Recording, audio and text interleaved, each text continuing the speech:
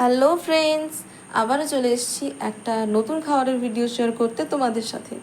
কাল ছিল আমার বাবার জন্মদিন, আর সেই উপলক্ষে বাড়িতে প্রচুর খাওয়া দাওয়া হয়েছিল, যেগুলো আমার বাবার খুবই ফেভারিট, আর সাথে সাথে আমারও খুবই ফেভারিট। তো চলো দেখাই কি কি হলো। কাল প্রথমেই তো ছিল বার্থডে কেক, আর এই সাজানো গোছানো প্লেটটা ছিল আমার বাবার। তারপরে এটা ছিল আমার প্লেট, যেটা আমি খুব যথাসম্ভব ভালো করে সাজানোর চেষ্টা করেছি, সমস্ত কিছু একে একে নিয়ে।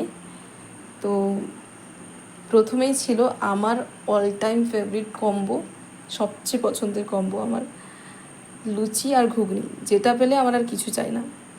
লুচি আর ঘুগনির পর ছিল বার্থডে স্পেশাল পায়েস, যেটা ছাড়া বাঙালিদের জন্মদিন তো অপূর্ণ।